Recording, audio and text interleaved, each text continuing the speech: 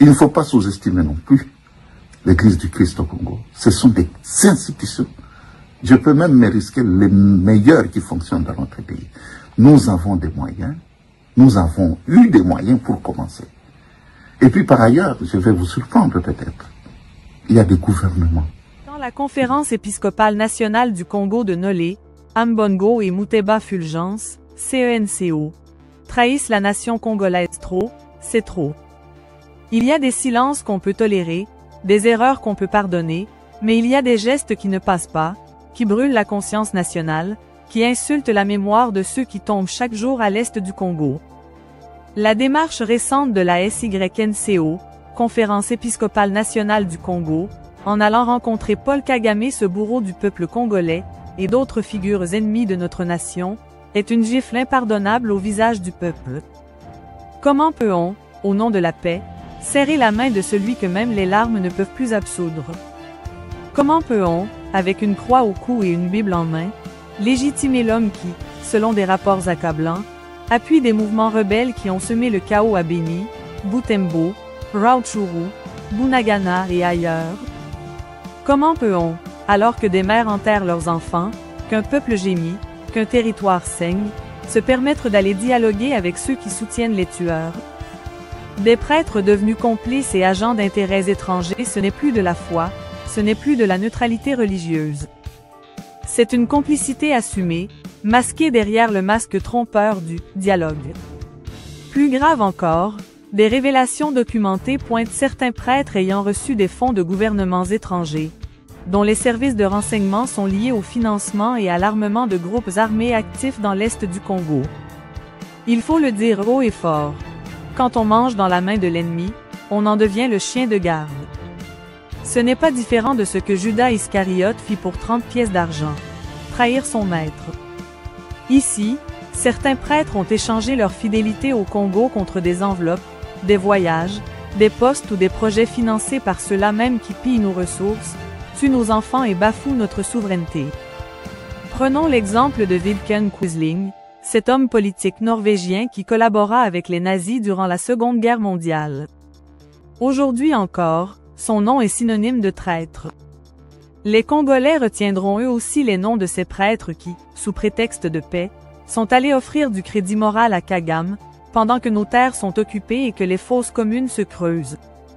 Justifier l'agresseur, c'est insulter les martyrs du Congo alors que la rez-de-chaussée découvre des charniers à Kishiché, que des milliers de déplacés vivent dans la boue, sans nourriture ni espoir.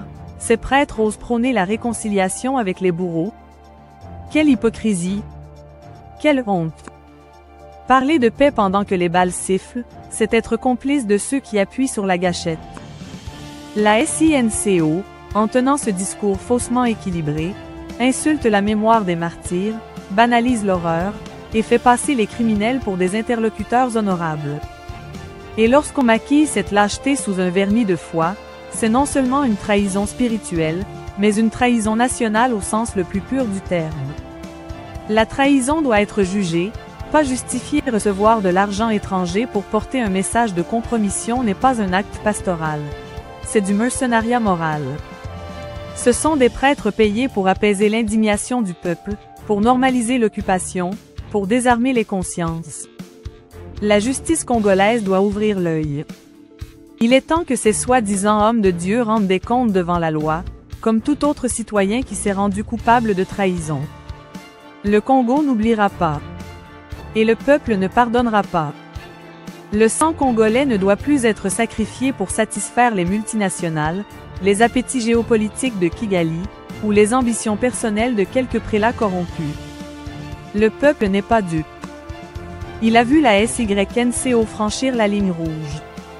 Il a vu cette église, autrefois refuge des opprimés, se transformer en tribune pour les agresseurs. Oui, le peuple congolais est croyant. Oui, il est pacifique. Mais il n'est ni aveugle, ni naïf. La paix ne se construit pas sur la trahison. La mission de ces soi-disant artisans de paix est aujourd'hui entachée. Ce n'est plus un projet de réconciliation, c'est une opération de blanchiment moral de l'ennemi. Et si l'argent étranger continue à financer la chair, si la vérité continue d'être étouffée sous les soutanes, alors ce n'est pas seulement la foi qui est en danger. C'est la nation entière. Le Congo mérite des hommes de foi dignes, courageux, enracinés dans la vérité. Pas des agents déguisés, ni des pantins de puissances hostiles. Le moment est venu de parler clair, de juger les traîtres, et de défendre la patrie, même dans nos églises. Le Congo vivra. Mais il vivra sans les traîtres. Quand la Conférence épiscopale nationale du Congo SYNCO trahit le Congo en se faisant financer par les gouvernements étrangers. Trop, c'est trop. Il y a des silences qu'on peut tolérer, des erreurs qu'on peut pardonner, mais il y a des gestes qui ne passent pas, qui blessent une nation entière, qui souillent la mémoire de ceux qui tombent chaque jour à l'est du Congo. La démarche récente de la CENCO, en allant rencontrer Paul Kagame et d'autres ennemis déclarés de notre peuple, est une gifle en pleine figure des Congolais. Une trahison en soutane. Un acte inacceptable. Comment peut-on, au nom de la paix, serrer la main de celui que des millions de Congolais tiennent pour responsable de massacres, de pillages, d'occupation de territoires, de larmes et de sang? Comment peut-on prétendre être des hommes de Dieu et légitimer par une simple poignée de main des décennies de douleur? Alors que les populations de l'Est vivent sous la menace constante du M23, alors que des femmes sont violées, des enfants tués, et des villages rayés de la carte, certains prêtres osent se mettre à la table de ceux qui soutiennent ces atrocités. Des prêtres devenus complices, ce n'est plus une question de foi. Ce n'est plus une démarche religieuse. C'est une complicité active, déguisée en mission humaniste. Et c'est encore plus scandaleux lorsqu'on découvre que certains membres de cette SYNCO, Conférence épiscopale nationale du Congo, sont financés par des gouvernements étrangers, les mêmes qui arment les rebelles, les mêmes qui exploitent les ressources du Congo, les mêmes qui méprisent notre souveraineté. À ce niveau, il ne s'agit plus seulement de compromission, mais bien de corruption morale et de trahison nationale. Ils doivent rendre des comptes. Oui, ces prêtres, ces hommes de Dieu, qui se sont fait acheter par l'argent de l'ennemi, doivent s'expliquer devant la justice. Car lorsqu'on reçoit de l'argent pour défendre l'indéfendable, on devient un agent d'influence, un traître. Et aucun titre ecclésiastique, aucune soutane, aucun chapelet ne devrait protéger un tel acte.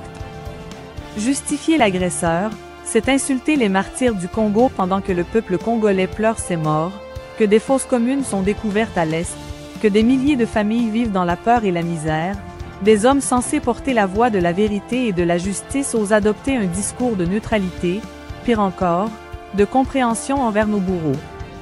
Ils parlent de dialogue, de réconciliation, pendant que les armes continuent de crépiter, pendant que des miliciens du M23 avancent sous protection rwandaise. Cette soi-disant neutralité est une insulte à la mémoire de nos morts. Ce silence face à l'injustice, cette indulgence pour les assassins, c'est un coup de poignard dans le dos de la nation. Et quand ces voix viennent de la chair, elles sont encore plus pernicieuses, parce qu'elles manipulent la foi, elles exploitent la religion pour justifier l'indéfendable. Assez de trahison. Le Congo mérite mieux. La Conférence épiscopale nationale du Congo, SYNCO, a franchi la ligne rouge. Elle ne parle plus au nom du peuple. Elle ne représente plus la souffrance du Congo. Elle est devenue un instrument entre les mains de ceux qui veulent affaiblir notre pays de l'intérieur, une cinquième colonne sous les habits de la paix. Mais le peuple n'est pas dupe. Il voit. Il comprend. Et il n'oubliera pas. Le moment est venu de demander des comptes. Le sang des Congolais ne doit plus couler pour enrichir les multinationales, pour satisfaire les ambitions de Kagame, ni pour payer les voyages diplomatiques de prélats achetés. Que la justice passe. Que la vérité éclate. Et que ceux qui ont trahi le Congo, qu'ils soient en costume, en treillis ou en soutane, soient jugés. Car la paix ne se construit pas sur la trahison. Elle se construit sur la vérité, la justice, et l'amour véritable de la patrie. Et la Conférence épiscopale du Congo, SYNCO, aujourd'hui, en a perdu le chemin. Texte critique. Une mission religieuse au goût amer, la SYNCO à l'épreuve de la diplomatie dans la région des Grands Lacs, la Conférence épiscopale nationale du Congo, SYNCO, reconnu pour son rôle historique dans la médiation et la quête de paix en République démocratique du Congo, s'est récemment engagé dans une tournée régionale aux allures diplomatiques, en quête d'une paix durable dans la région des Grands Lacs. Cette mission l'a conduite à Kigali, à Kampala, à Luanda, et même jusqu'à rencontrer des figures aussi controversées que Paul Kagame et Corneille Nangaa, sans oublier les chefs d'État voisins. Une démarche ambitieuse, certes, mais dont la portée suscite de vives interrogations, tant sur le fond que sur la forme. Une confusion des rôles. Entre foi et diplomatie, il est inquiétant de constater que cette initiative, bien que portée par des intentions louables, tend à s'immiscer dans un domaine qui relève normalement de la prérogative étatique, la diplomatie. En rencontrant des responsables politiques étrangers et en abordant des dossiers aussi sensibles que la sécurité dans l'Est du Congo, les évêques de la Conférence épiscopale nationale du Congo, CENCO, franchissent une ligne fine entre engagement pastoral et action diplomatique. Or, la diplomatie, dans un État souverain, est du ressort exclusif des institutions étatiques habilitées. Le fait que des prélats religieux prennent ainsi la place de diplomates soulève un malaise profond. Est-ce le signe d'un affaiblissement de la diplomatie congolaise, ou d'un déficit de confiance des populations, voire même de la communauté internationale, envers les institutions politiques du pays? En s'affichant avec Kagame, accusé par de nombreuses sources d'être impliqué dans le soutien au M23, la Conférence épiscopale nationale du Congo, CENCO, risque de brouiller les lignes et de légitimer, sans le vouloir, un acteur perçu par une large partie de l'opinion congolaise comme agresseur. Une posture naïve ou une stratégie mal calibrée? Certains défenseurs de la Conférence épiscopale nationale du Congo, SYNCO, diront qu'il s'agit d'un « effort pastoral pour la paix ». Mais peu ont vraiment parlé de neutralité et de pastoral quand les interlocuteurs choisis sont ceux que la diplomatie congolaise considère comme ennemis directs de l'intégrité nationale. En agissant ainsi, la Conférence épiscopale nationale du Congo, CENCO, semble ignorer le rapport de force politique et géopolitique dans la région. Sa bonne foi risque d'être exploitée à des fins de propagande par des régimes peu soucieux de paix véritable. De plus, le dialogue engagé avec Corneille Nangaa, acteur désormais aligné avec les rebelles du M23, donne une image trouble de la mission. En tentant d'ouvrir toutes les portes, même celles qui piétinent la souveraineté nationale, la Conférence épiscopale nationale du Congo CENCO se met dans une posture ambiguë, celle de l'institution ecclésiastique qui, sans mandat étatique, prétend négocier la paix avec les bourreaux de la nation. Une trahison silencieuse. Quand l'argent étranger dicte la prière, mais plus grave encore, certaines révélations font état de financements occultes reçus par certains membres du clergé congolais de la part de gouvernements étrangers. Cette prise en charge financière, loin d'être anodine, constitue une véritable trahison des intérêts du peuple congolais. Lorsqu'un prêtre reçoit son soutien matériel non pas de son Église ou de ses fidèles, mais de puissances étrangères aux intérêts hostiles, il cesse d'être un serviteur de Dieu pour devenir, consciemment ou non, un relais d'agendas extérieurs. Cette infiltration insidieuse par des États considérés comme ennemis de la rez-de-chaussée transforme ces hommes d'Église en instruments d'une guerre douce, où la foi devient un alibi pour faire avancer des projets politiques déstabilisateurs.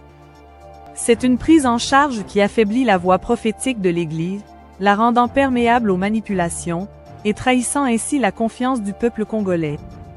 Les mensonges des prêtres devenus agents de l'étranger sous le couvert de la mission pastorale, certains prêtres dissimulent une réalité bien plus sombre, leur allégeance idéologique et matérielle à des gouvernements extérieurs. Ces hommes, autrefois porteurs d'espérance et de vérité, se sont mués en vecteurs de désinformation et de confusion. Ils mentent au peuple, dissimulent leurs véritables alliances, et habillent d'un discours religieux des positions qui servent les intérêts de ceux qui attaquent la rez-de-chaussée. Ce double jeu est non seulement une trahison spirituelle, mais aussi une trahison nationale. Lorsqu'un prêtre prêche la réconciliation tout en recevant ses ordres, ou ses fonds, d'un pouvoir étranger impliqué dans l'insécurité à l'est du pays, il n'est plus un homme de paix. Il devient un agent de subversion. Ces mensonges répétés, dissimulés derrière la soutane et les discours moralisateurs, font un tort immense à l'Église elle-même, qui voit sa légitimité s'effriter aux yeux des fidèles. Chers compatriotes, que pouvons-nous dire de cette macabre implication des prêtres prédateurs? Une mauvaise intention, une erreur stratégique, et une dérive inquiétante. La mission de soi-disant homme de Dieu, aussi inspirée soit-elle, ne peut se substituer aux mécanismes étatiques de négociation et de gestion des relations extérieures. En voulant œuvrer pour la paix, la Conférence épiscopale nationale du Congo CENCO s'est compromise en tant qu'arbitre moral neutre. Elle offre, volontairement ou non, une tribune à ceux qui fragilisent la rez-de-chaussée et jettent le doute sur l'unité nationale autour de la cause congolaise. Et plus encore, si l'argent de l'ennemi commence à financer la chair, si la vérité est noyée dans les mensonges d'hommes d'église devenus agents étrangers, alors c'est toute la foi qui vacille. La paix, oui, mais pas à n'importe quel prix. Et surtout, pas au détriment de la souveraineté, de la vérité, et de la dignité nationale.